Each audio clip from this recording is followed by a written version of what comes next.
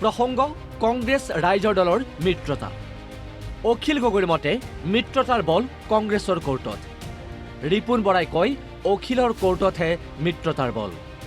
মিত্ৰতাক লৈ এতিয়াও আশাবাদী কংগ্ৰেছ ৰাইজৰ দল।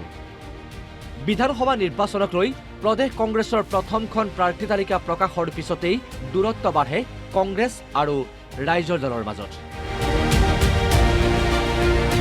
বিশেষকৈ ৰাইজৰ দলে বিচৰা সমষ্টিত কংগ্ৰেছৰ প্ৰাৰ্থীৰ প্ৰক্ষেপ আৰু বাকী থকা সমষ্টিৰ ভিতৰত বিচৰা অনুসৰি এৰি দিবলৈ অপাৰগতা প্ৰকাশ কৰাৰ পিছতেই কংগ্ৰেছৰ বিৰুদ্ধে অসন্তুষ্ট হৈ উঠে সভাপতি অখিল গগৈ।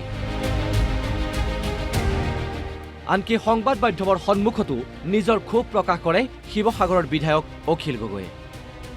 দেওবাৰে বিৰোধী মিত্ৰতা বিষয়ত পুনৰ ৰাইজৰ দলৰ সভাপতি অখিল গগৈয়ে কয় ৰাইজৰ দলৰ মিত্ৰতাৰ বল এতিয়া কংগ্ৰেছৰ কোৰ্টত। এতিয়া সেইবিলাক কথা কৈ থাকিব নোখোজো। মিত্ৰতা কংগ্ৰেছে কৰা নাই, গৌৰৱ গগৈ কৰা নাই। ৰকিবুল হুছেইন আৰু গৌৰৱ গগৈৰ কাৰণে মিত্ৰতা নহল, খোলাখুলি কথা। ৰকিবুল হুছেইন আৰু গৌৰৱ গগৈৰ কাৰণে এই যুটিটোৰ কাৰণে মিত্ৰতা নহল। বাকীবিলাকে বিচাৰে, AICCও বিচাৰে, কিন্তু এওঁলোকৰ যুটিটোৰ কাৰণে মিত্ৰতা নহল। তাৰ এটা প্ৰধান কাৰণ হ'ল গোটেই সমষ্টিবিলাকৰ কেণ্ডিডেটবিলাকৰ পৰা পইচা তুলি থৈ দিছে। গতিকে সমষ্টি এৰিব নোৱাৰে এতিয়া। গতিকে মিত্ৰতাটো হোৱা নাই। আমি বিচাৰিছোঁ মিত্ৰতা হওক। কংগ্ৰেছে বিচৰা নাই মিত্ৰতা কৰিবলৈ। বহুত চেষ্টা কৰিলোঁ, ভৰিয়া হাতে ধৰিলোঁ, চব কৰিলোঁ আৰু। মই সেইকাৰণে কৈছোঁ যে মোৰ ইয়াতকৈ আৰু বেছি যদি ৰাজহাড়ডাল বেকা কৰি দিওঁ ভাগিয়ে থাকিব কটককৈ আৰু গ'লেই আৰু।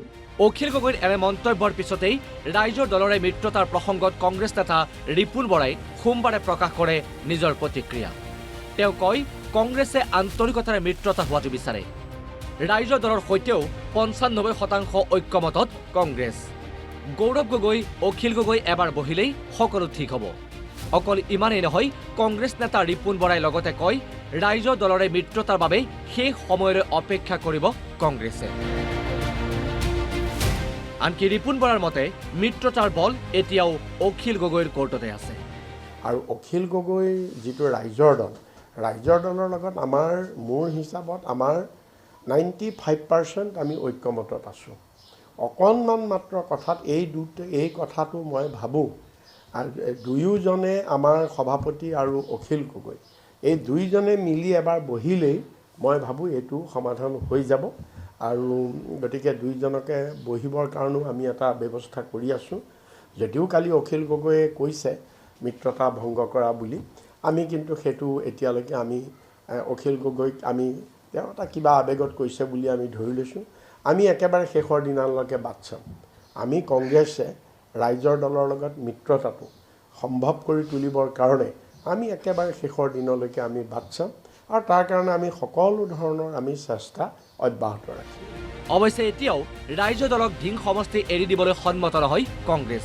এই ক্ষেত্ৰত ৰাইজৰ দলক বন্ধুত্বমূলকভাৱে খেলিবলৈ দিয়া প্ৰস্তাৱ অখিল গগৈয়ে মনা নাই বুলিও ৰাজহুৱাভাৱে কয় ৰিপুণ বৰাই। ভিডিঅ' জাৰ্নেলিষ্ট কংকন কলিতাৰ সৈতে মৃদুল লেখাৰ ৰিপৰ্ট, অসম লাইভ 24।